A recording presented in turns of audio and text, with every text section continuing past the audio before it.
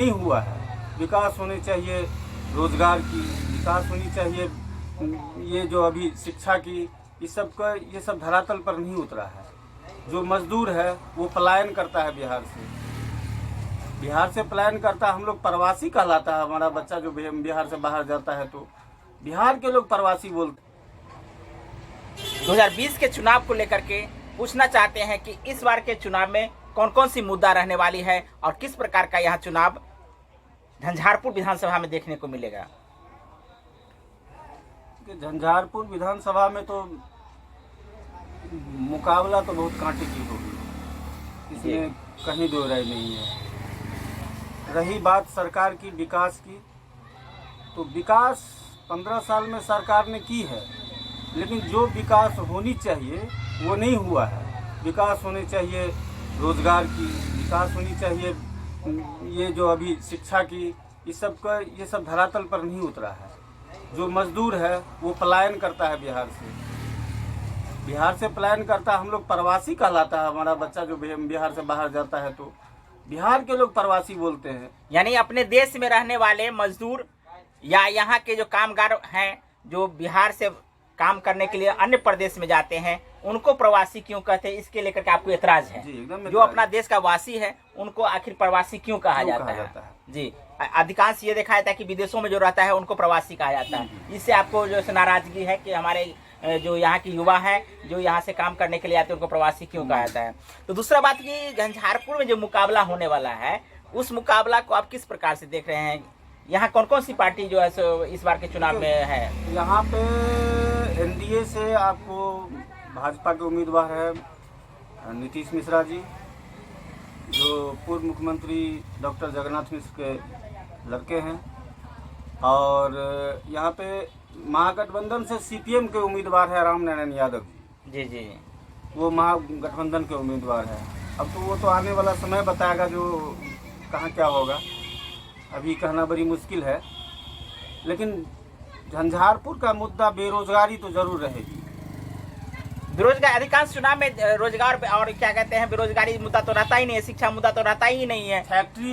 झंझारपुर में डॉक्टर जगन्नाथ मिश्रा का शिलान्यास किया हुआ साइकिल फैक्ट्री आज पूरी तरह ध्वस्त हो चुका है, कभी चला नहीं। शिलान्यास तो फिर अभी क्यों आपको याद आ रहा है? इससे पहले जो 5 साल से अभी तक देखे 15 साल से आप सरकार को देख रहे हैं उस समय भी आपको मुद्दा उठाना चाहिए था न। तो वैसा मौका नहीं मिला कभी, इसलिए नहीं उठा पाते हैं। हम लोगों को जो इधर का बैकवर्ड क्लास है उसको बहुत ज़्यादा अभी तक नहीं उठ पाया है ये लोग, जो उतना आवाज़ उठा पाता। लेकिन अब आवाज़ उठने लगा है, अब सब जान गया है जो हमको क्या।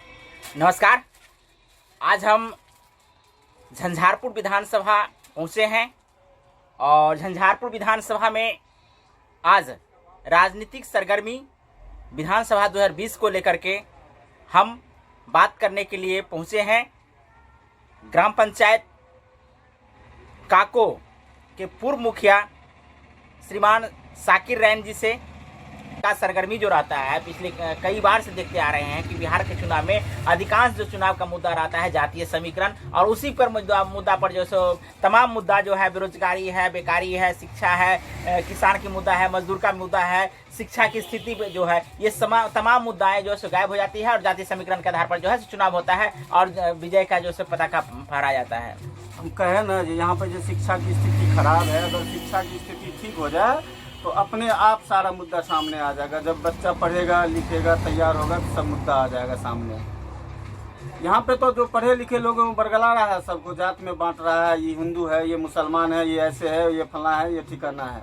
तो साकिर जी आपसे हम फिर बात करना चाहते हैं कि जो आप मुखिया जी भी रह चुके हैं, तो इस बार के चुनाव ऐसा नहीं लग रहा है कि बहुत सरगर्मी होने वाला, चूँकि कोविड-19 भी एक तरफ कोविड-19 है और कोविड-19 में लोग जो जनप्रतिनिधि है वो भी फेस करने के लिए यहाँ पहुँच रहे हैं और आएंगे। तो जो झंझारपुर विधानसभा का जो स्थिति है वो किस प्रकार का इस चुनाव में किस प्रकार का सरगर्मी देखने को मिलेगा? सरगर्मी तो अभी से बहुत तेज है, बहुत एकदम लग रहा है जैसे बहुत तापमान है अभी झंझारपुर में। ऐसा भी देख रहे हैं, सुनने में मिल रहा है कि बाहरी भीतरी का एक हवा जो है जो दिया जा रहा है कि राम नारायण जी यहाँ के लोकल हैं और मिश्रा जी बाहरी हैं, तो इस प्रकार की मुद्दा भी काम कर सकता है क्या? ऐसा मुद्दा काम कर सकता है। तो इस मुद्दा से आप कितना सहमत हैं? इससे पिछले इस मुद्दा से हम तो व्यक्तिगत हम सहमत नहीं हैं, लेकिन ये मुद्दा उछल रहा है आपको विधानसभा क्षेत्र में। इस मुद्दा से हम व्यक्तिगत सहमत नहीं है, इसलिए जो जनप्रतिनिधि बिहार के लिए, झंझारपुर के लिए काम करेगा, जो बेरोजगारी खत्म करेगा, जो फैक्ट्रियाँ लाएगी, जो रोजगार देगा, वो जनप्रतिनिधि चाहिए झंझारपुर को। ऐसा तो आप जनता के होने के नाते या जनप्रतिनिधि रह चुके हैं, इसके नाते आप बोल रहे हैं, या जो बिहार की स्थिति है उसके ऊपर आपका जो मेन फोकस है। लेकिन अधिकांश चुनाव जो होता है उसमें जो जातीय समीकरण बहुत ही बड़ा फैक्टर होता है, और उस जातीय फैक्टर में आप मुस्लिम कम्युनिटी को जो किधर जाते हुए देख रहे हैं। क्योंकि इसलिए आपसे पूछ रहे हैं कि आपका जो संबंध है, तो निश्चित रूप से आप उसको यहाँ डिनाई नहीं कर सकते हैं कि उस कम्युनिटी का जो मैंडेट कहाँ जाएगा। जी जी, यहाँ मुस्लिम कम्युनिटी का अधिकांश वोट आपको महागठबंधन में जाएगा, साफ सुथरी बात है।